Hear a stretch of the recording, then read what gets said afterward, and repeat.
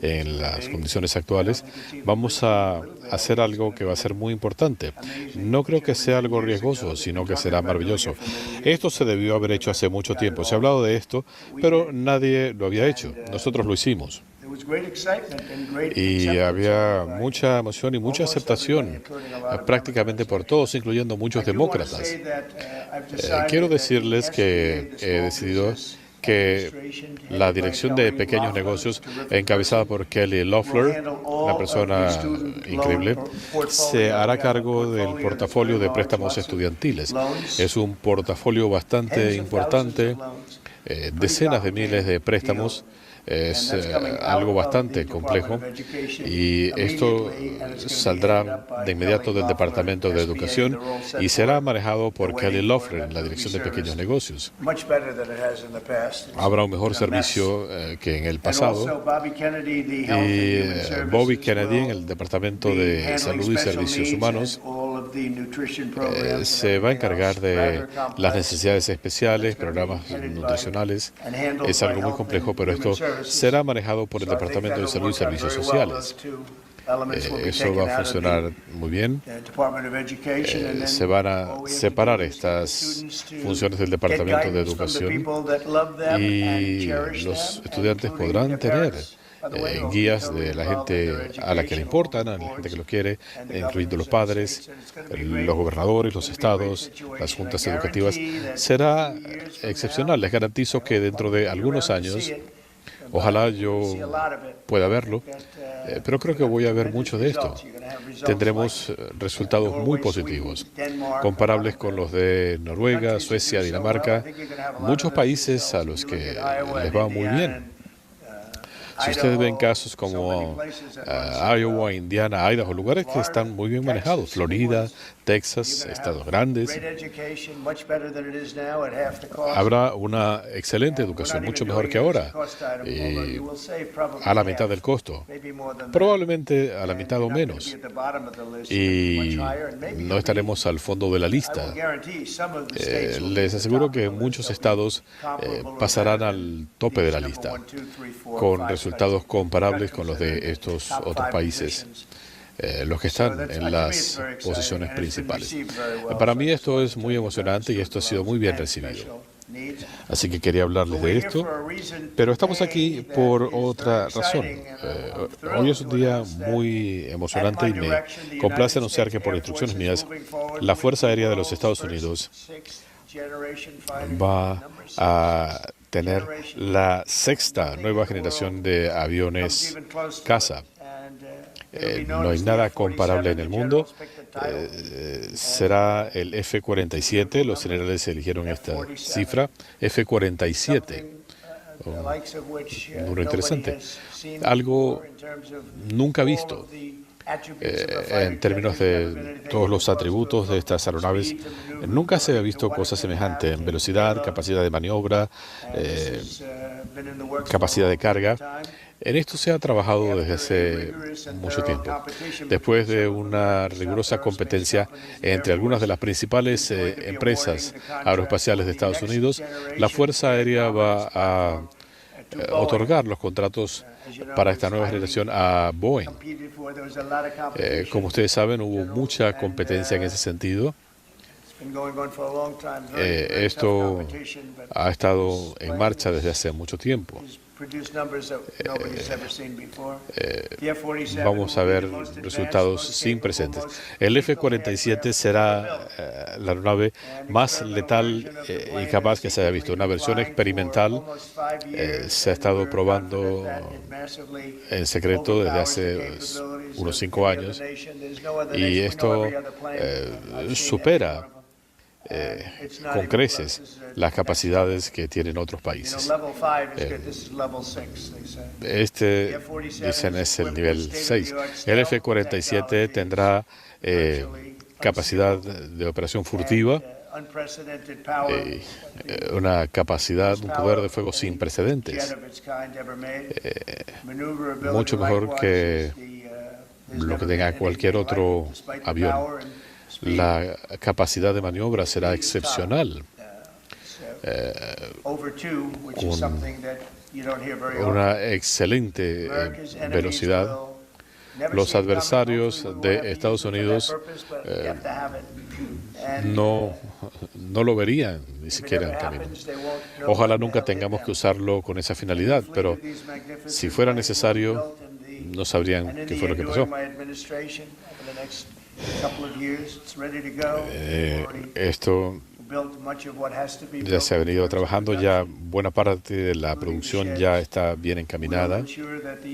Nos vamos a asegurar que Estados Unidos siga teniendo predominio en el espacio aéreo. No podemos hablar de precios porque eso pudiera revelar elementos confidenciales del proyecto. Esta es una inversión significativa en nuestra base industrial militar para mantener al país a la vanguardia en ciencia y tecnología. Nuestros aliados llaman y tienen interés en adquirirlos. Algunos aliados quizá tendrían una versión limitada de la aeronave. Pero quisiera pedirle al secretario Hegseth, quien está haciendo una labor fantástica, realmente ha sido inspirador, y debo decirles que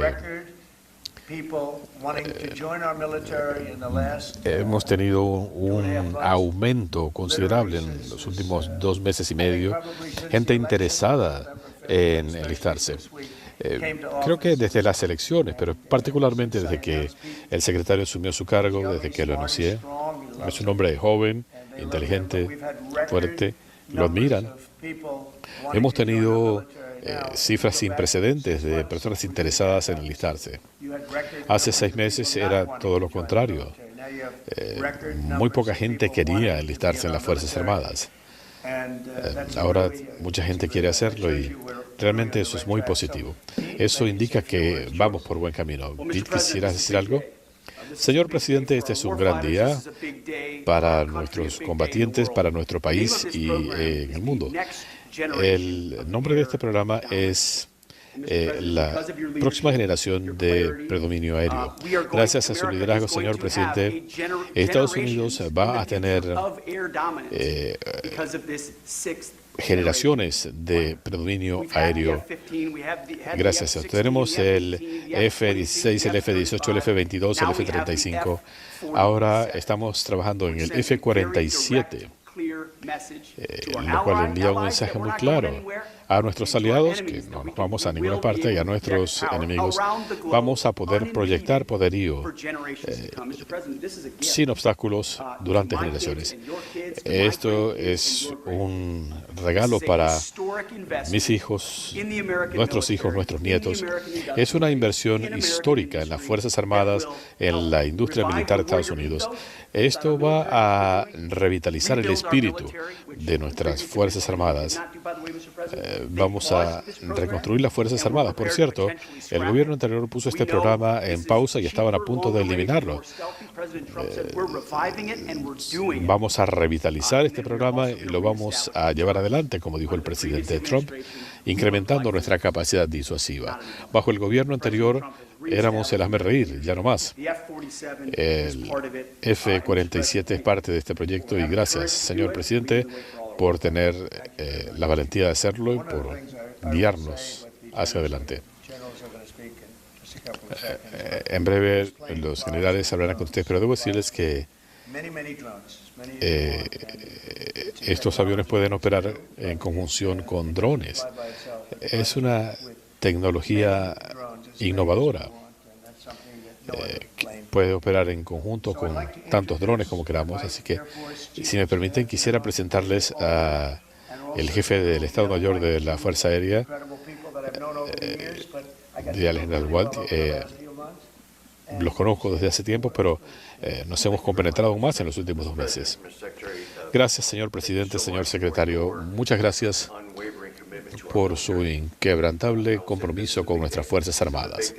Este es un gran día para la Fuerza Aérea de los Estados Unidos también. El predominio aéreo no es algo que se da por sí solo, pero es sinónimo de nuestro poderío militar. Desde que comenzó el desarrollo de la tecnología militar aérea, hemos estado a la vanguardia. Y ya sea controlando espacios aéreos, allanando el camino para fuerzas terrestres o atacando a nuestros enemigos desde el aire, es muy importante para Estados Unidos. El F-47 será la joya de la corona en este sentido. Podremos mantener nuestra promesa de cara al futuro. También quiero agradecerles a todos en la industria, en el gobierno, nuestros ingenieros que han trabajado incansablemente en este proyecto para llevarlo adelante.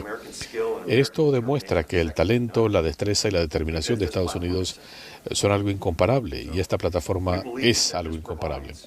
Pensamos que esto nos ofrece una mayor capacidad letal, una capacidad más moderna y es una plataforma adaptable. Esto nos va a permitir mirar hacia el futuro y liberar esa simbiosis mágica entre el ser humano y la máquina. Esto nos permitirá hacer eso. La forma en que se ha desarrollado este programa pone más control en el gobierno para poder adaptarnos tecnológicamente y no depender de la burocracia. Esto le da más opciones a la Fuerza Aérea, al presidente. Nuestra misión es volar, luchar y ganar. Y esta plataforma tiene la versatilidad para hacer todo eso. Esto le da más opciones al presidente, respuesta rápida, sin tener que movilizar tropas, lo que puede tomar meses y costar muchas vidas. Esto permite una acción instantánea, incrementando nuestra condición como la Fuerza Armada más capaz y letal en la historia. Mayor capacidad de disuasión y es paz gracias a la fortaleza, señor presidente. En nombre de la Fuerza Aérea vamos a responder. Gracias, general. Reitero lo que decía el jefe. Eso es lo que estamos haciendo. Muchas gracias. Buen trabajo, hemos trabajado mucho en esto. No podemos mostrarles mucho del avión precisamente por razones de confidencialidad. Es hermoso, pero aquí tienen una pequeña imagen mismo. No sabía qué tanto podían mostrar. ¿Qué es lo que se ve? ¿Una rueda? Señor presidente, 80.000 páginas de documentos es mucho para revisar. ¿Puede usted decirnos quién mató a Kennedy? Mire, yo di la orden de que se publicaran estos documentos. No quise que se borrara nada, así que hubo hasta números de seguro social de gente que ya no está viva. Dije, si van a borrar algo, la gente se preguntará, bueno, ¿por qué lo borraron? ¿Por qué lo ocultaron? ¿Qué están escondiendo? Así que aquí podrán ver que estamos también dando a conocer los archivos asociados con el Dr. Martin Luther King Jr. Y mire, no tenemos nada que esconder, no hay nada que esconder realmente. Con los archivos de Kennedy particularmente, se estaban volviendo locos. Creo que no hay aquí nada que sea sorprendente, pero ustedes harán esa determinación. Son 88.000 páginas. Podrán ir a los archivos, podrán tener acceso al material con total apertura. Más material se dará a conocer en el transcurso del día de hoy y ustedes harán la determinación. Debido a su orden ejecutiva, se ha designado a el Tren del Agua. Si ISIS o Al-Qaeda operaran en Estados Unidos, probablemente la policía dispararía primero y preguntaría después. ¿Cuál es la diferencia entre terroristas como ISIS o Al-Qaeda en comparación con la MS-13 o el Tren de Aragua. Esta es gente que destruye a otras personas, sus hogares. En ese sentido, no son terrorismo internacional. Estos son matones que han salido de cárceles en Venezuela, gente muy peligrosa. Pero no parecían tan peligrosos cuando los guardias en El Salvador se hicieron cargo de la situación. El presidente ha hecho un gran trabajo, es un buen amigo mío. Los demócratas ahora quieren que los traigan de vuelta. Por ellos tenemos hombres compitiendo en deportes femeninos. Una locura. Así que la nueva propuesta ahora es traigamos de vuelta al Tren de Aragua, a estos pandilleros terribles. Se los veía muy frágiles, por cierto. Cuando estaban en Colorado, cuando le cortaron los dedos a un hombre que llamó a la policía, se veían como mucho más fuertes que cuando les estaban rapando las cabezas y los tenían encadenados. No podemos tenerlos en el país. No podemos dejar que un juez sea el que tome la decisión. Un juez no tiene el mandato que ha tenido el presidente. Yo pienso que debemos sacar a los criminales de nuestro país. Biden fue quien los dejó entrar por su incompetencia.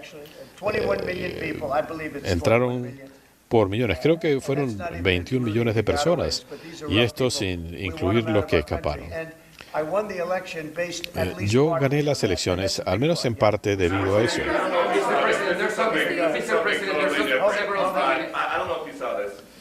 No sé si usted vio esto, señor presidente. Tim Walz está diciendo esto ahora, y discúlpeme, estoy leyendo una cita. Él dice, yo estoy seguro que yo podría doblegarlos. Es un perdedor, ustedes lo saben. Perdió las elecciones y, bueno, él hizo el papel. Pero Joe les hizo daño a ambos. Yo creo que él estaría en el fondo del grupo.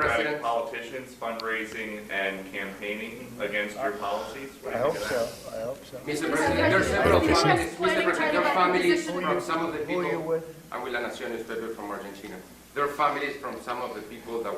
Familiares de algunas de las personas que fueron enviadas a El Salvador aducen que los deportados no son criminales o miembros de la MS-13 o el Tren de Aragua. ¿Qué les puede decir a ellos y qué garantías puede usted dar que todos los que estaban en esos aviones eran actualmente criminales o terroristas? Hubo un proceso de investigación minuciosa. El proceso va a continuar en El Salvador, y si hubiera algún problema lo vamos a determinar. Pero este era un grupo de malhechores. Estaban ligados a malhechores, gente con algunos de los antecedentes más terribles que hayan visto.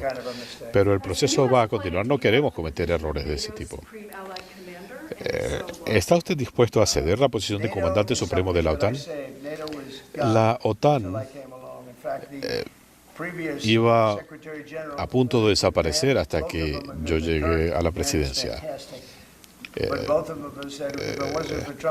El mismo secretario general dijo que de no ser por Trump no tendríamos a la OTAN.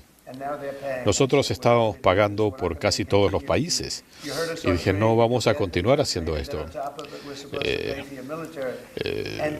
Ustedes nos perjudican en materia comercial y encima de eso tenemos que cubrir sus gastos militares. Había países que estaban en mora. Así que la OTAN está en una posición sólida, fuerte, pero tienen que tratarnos de manera justa. Mire, sin nosotros, la OTAN estaría en aprietos. Yo he tenido conversaciones muy buenas con el presidente Zelensky, el presidente Putin, y él mismo les diría que sin Estados Unidos no tendría nada. Debo decirles que Tengo buenas relaciones con ambos caballeros y creo que estamos en las inmediaciones de un acuerdo. Lo hago por dos razones. Lo más importante, miles de jóvenes rusos y ucranianos están muriendo todas las semanas, por una parte. Y por otro lado, debido a Biden, Estados Unidos ha gastado más de $300 mil millones. Esto nunca debe haber ocurrido. Si hubiéramos tenido un presidente competente, esto no hubiera pasado.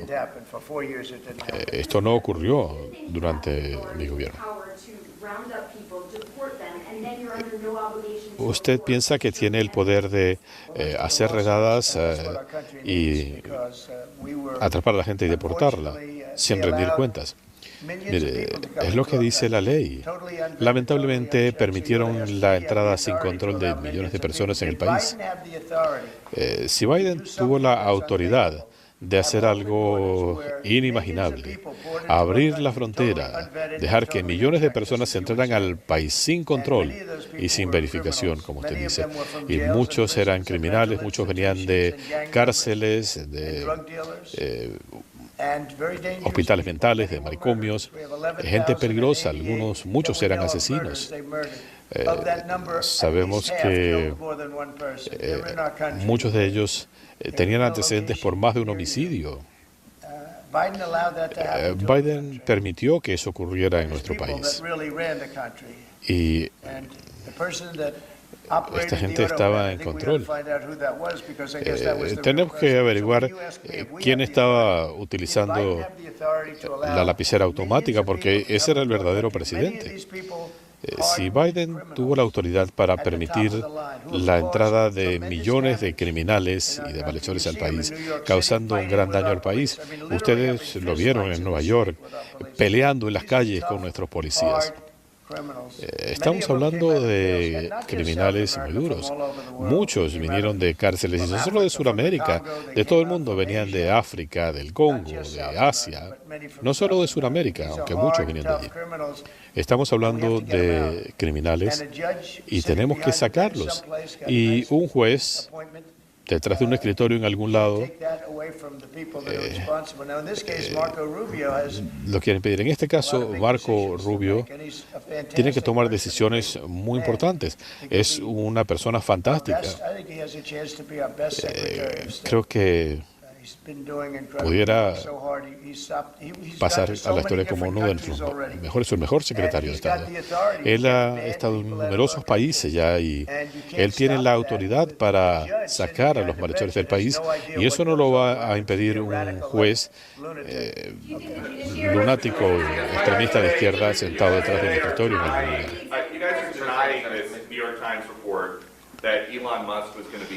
Un informe del New York Times decía que a Elon Musk le iban a presentar detalles de un proyecto militar. Mire, ¿por qué no Elon Musk? Mire, yo tengo que lidiar con esta gente todo el tiempo. Trabajo con Pete, con estos caballeros, y creo que va a ser algo fantástico. Pero no quiero que se disemine material que pudiera necesitarse en una potencial guerra con China. No queremos tenerlo. Esto es confidencial, pero ciertamente no vamos a mostrárselo a un empresario que está pagando un precio muy alto, por cierto, por ayudar a nuestro país. Está haciendo un excelente trabajo, ubicando instancias de fraude y desperdicio. Pero miren, el New York Times miente tanto como MSDNC o CNN. ¿Quién haría semejante cosa? Y lo primero que hice fue hablarle a Susie y a Pete, y les dije, ¿hay algo de cierto en esto? Y me dijeron, esto es ridículo. Él está allí hablando de costos. Quizá puedes hablarnos de esto, Pete, pero Elon estaba allí bajo el programa Dodge para reducir costos. Ciertamente, señor presidente, esto fue falso. La idea era tratar de socavar la relación entre el Pentágono Elon Musk. Elon Musk es un patriota, es un innovador. Él está ayudándonos con muchas de las capacidades que requiere el gobierno y nuestras Fuerzas Armadas. Le hemos dado la bienvenida para hablar de DOGE, para hablar de eficiencia, para hablar de innovación. Fue una excelente conversación informal. Lo demás que se decía, falso. No se habló de planes secretos, de aviones, nada de eso. Mire, creo que si ellos hubieran querido hacerlo, el mismo Elon Musk no habría querido hacerlo. Pero si ustedes leen lo que publica el New York Times, mire, es un periódico con tanta basura, tan deshonesto. Bueno, no todo se debería imprimir. Creo que muchas de sus fuentes son ficticias. Mire, este es un periódico que está fallando. Mire, realmente necesitamos periodistas honestos. Hemos progresado mucho, pero necesitamos periodistas honestos. Y no los tenemos, mire. De vez en cuando uno tiene que ver CNN, por ejemplo, y son tan honestos. Creo que MSNBC es aún peor y sus niveles de audiencia lo reflejan. A ustedes les está yendo bien.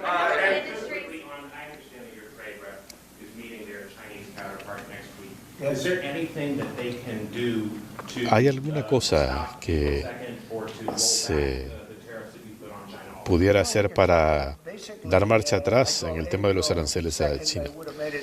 Mire, esto se estableció para el 2 de abril. No queríamos hacerlo en el Día de los Inocentes. Así que el 2 de abril será el Día de Liberación para Estados Unidos.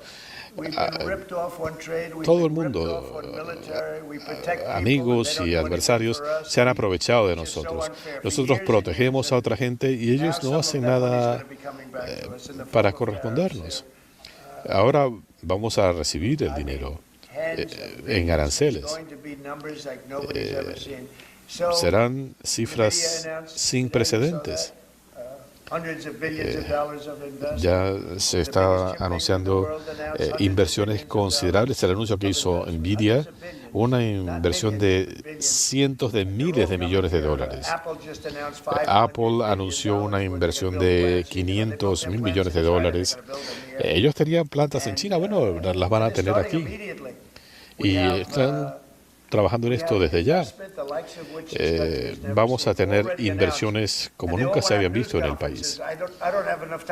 Y mire, yo no tengo tiempo para tantas conferencias de prensa, pero les diría que por lo menos 4 billones de dólares van a entrar al país. Muchas automotrices, por ejemplo, van a producir aquí, en lugar de producirlos en México o Canadá. Mire, queremos que las automotrices fabriquen los vehículos aquí. Estaban preparándose para construir enormes plantas en México, pero cuando vieron la situación económica de ingresos, el retorno de inversión, el personal, cambiaron de opinión. Esos días han quedado atrás. Honda anunció, por ejemplo, la construcción de una planta bastante grande en Indiana. Muchas automotrices están viniendo para acá. Las acerías también van a tener un auge. Y esto viene asociado a muchas cosas, pero esto se requiere para la defensa. Mire, si en mi primer gobierno yo no hubiera impuesto aranceles para frenar la inundación de nuestro mercado acerero, si no hubiéramos impuesto aranceles de 50 al 100%, no tendríamos ni una sola acería en Estados Unidos. Biden no pudo eliminar esos aranceles porque estaba generando tanto dinero. Miren, lo que él hizo fue terrible. El gasto dispendioso bajo su gobierno. Lo que pasó en el ámbito de la energía, por ejemplo. Señor vicepresidente está aquí. ¿Tiene algo que decir? Yo estoy aquí para observar. Quería ver los aviones porque me parecen excepcionales.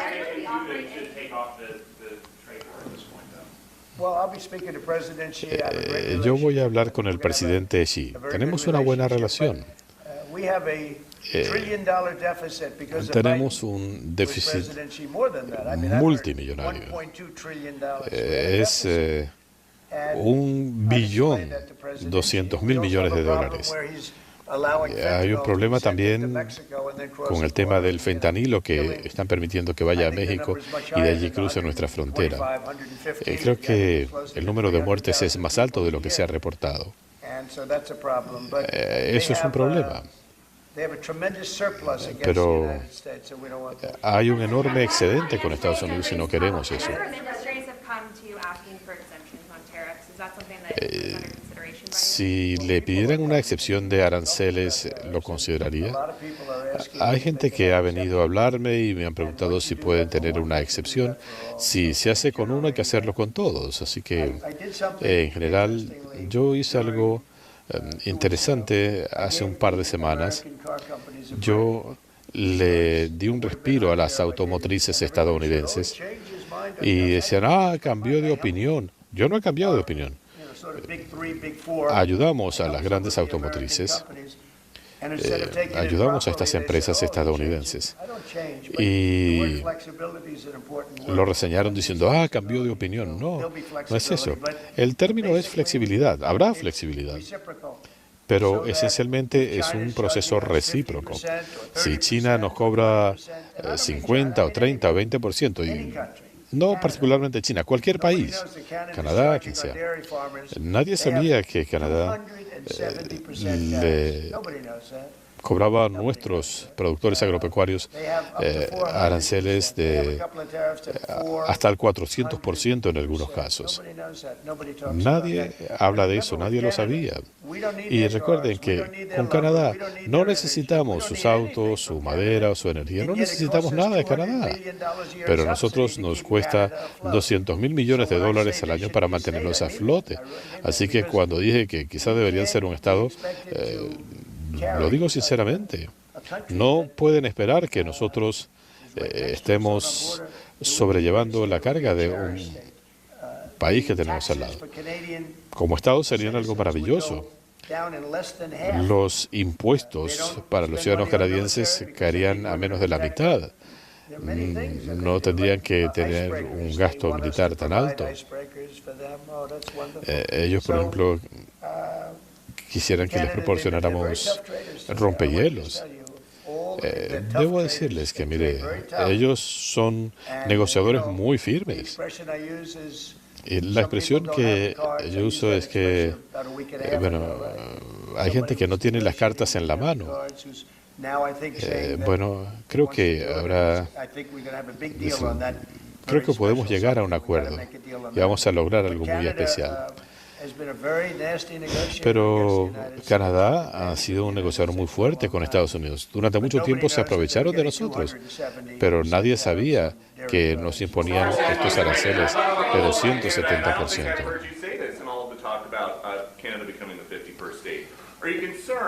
Cuando usted habla de que Canadá se convirtiera en el 51º estado, ¿le preocupa que pudiera ser un estado enorme con tendencias demócratas?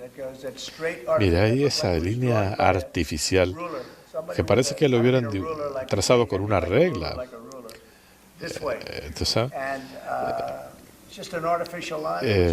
Esta es una línea artificial.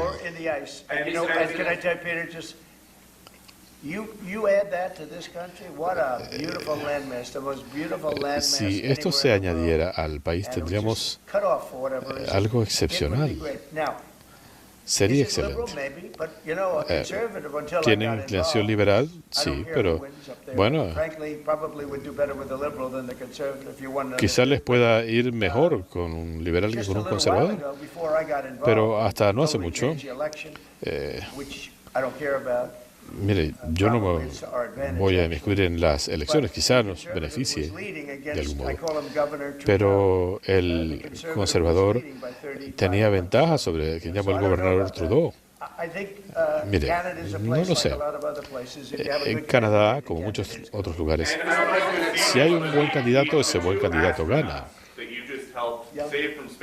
Los astronautas que usted ayudó a rescatar no les están pagando sobre tiempo. Tienen un per diem de $5 diarios. Van a recibir un pago adicional de poco más de $200. ¿Los pueden compensar? Mire, nadie me lo ha mencionado.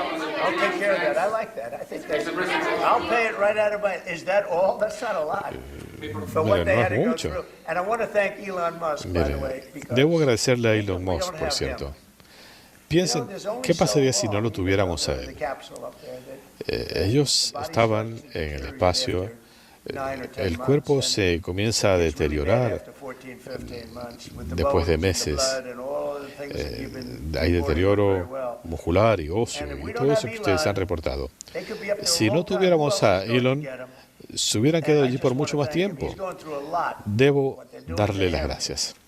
Lo que le están haciendo a Elon Musk es mucho. Mira,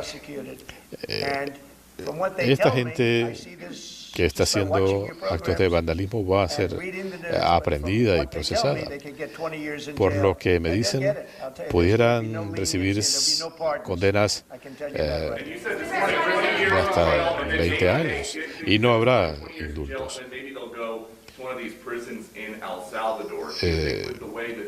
¿Cree usted que esta gente pudiera ser enviada a cárceles en El Salvador? ¿Piensa que estos terroristas internos pudieran ser enviados a las mismas cárceles donde están los miembros del Tren de Aragua o MS-13? Mire, cuando yo veo cómo están incendiando estos concesionarios, destruyendo los vehículos por doquier, eso es terrorismo. El 6 de enero no se vio algo así. Es sorprendente. Mire, el 6 de enero los demócratas estaban hablando. La única persona que falleció fue una joven. Vean lo que está pasando ahora con estos terroristas. Este es un evento organizado. Vean las pancartas. Todas son idénticas. La gente que está financiando esto, en mi opinión, está en aprietos tan graves como la gente que enciende el fuego. Esto se está investigando en el Departamento de Justicia y estos son terroristas. ¿Qué le diría usted a las familias militares de Estados Unidos que han visto a Elon Musk en el Pentágono, han escuchado hablar de recortes? Estamos haciendo a nuestro país más fuerte y cuando la gente ve estas cosas y lee estas historias sobre Elon y China, deberían darse cuenta que el New York Times es una institución corrupta. La gente sabe que esto no es verdad, nadie lo cree.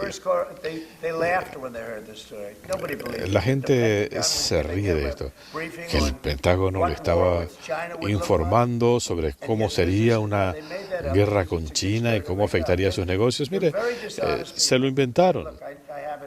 Son gente muy deshonesta. Mire, yo ya estoy cansado de El Times.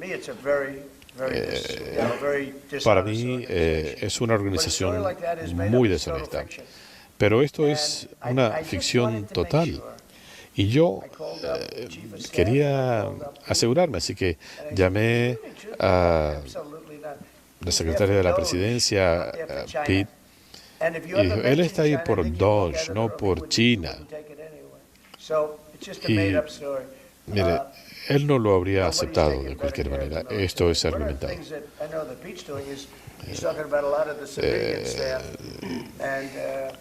Pete ha hablado del personal civil. Y mire, vamos a tener muchos empleos en el país, pero no queremos desperdicio. Y de lo que estamos hablando es de posiciones innecesarias, y no solo en las Fuerzas Armadas. Vean, por ejemplo, el Departamento de Educación. Nunca había visto tantos edificios de una misma dependencia. Los edificios están vacíos, la gente no va a trabajar. ¿Saben por qué? Porque tienen otros empleos o están jugando golf o haciendo alguna otra cosa. Tenemos gente muy buena, pero la educación tiene que volver a manos de los estados. Vamos a fortalecer al país. La gente va a tener mejores empleos porque tenemos un influjo sin precedentes de empresas en el país. Y esto será automático. ¿Por qué? Porque no quieren pagar los aranceles. ¿Cómo pueden evitar pagar los aranceles? Tengan sus plantas en los Estados Unidos. Mire, hasta ahora hablamos de $4 billones. Los mejores productores de microcircuitos del mundo están viniendo. Mire, no estamos dándoles nada. Ellos están montando las plantas aquí para no tener que pagar los aranceles. Recuerden, el 2 de abril será el Día de la Liberación y esto será algo recíproco. Vamos a cobrarles lo mismo que nos cobran a nosotros. Es un proceso sumamente justo. India es un ejemplo de esto. Ellos nos cobran 100 o 200%. En el caso de Europa, por ejemplo, recién anunciaron que están reduciendo los aranceles sobre los vehículos. Nosotros les cobramos 2,5%. Europa está reduciendo los aranceles de vehículos a 2,5%. Pero hay otros aranceles no monetarios al margen del costo. Estos aranceles no monetarios, cuando establecen restricciones, no quieren los coches estadounidenses en sus mercados, pero ellos nos envían millones de vehículos, equipo agrícola. Ahora tenemos un sistema más justo. Lo que sea que nos haga, nosotros hacemos lo mismo. Rusia continúa atacando a Ucrania. ¿Está usted considerando alguna sanción? Mire, están luchando unos con otros. Creo que vamos a tener un cese al fuego en múltiples áreas. Y hay muchas armas allí, soldados que están rodeados. Creo que muy pronto podremos tener un cese al fuego. En este momento se están negociando contratos, convenios sobre territorio.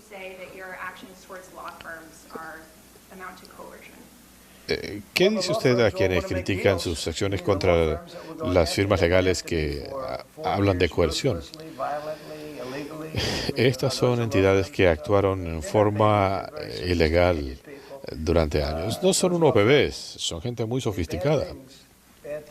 Estos bufetes hicieron cosas terribles conmigo. La falacia sobre Rusia, lo que hicieron con la computadora de Hunter Biden. Esto no vino de Rusia, esto salió de su habitación.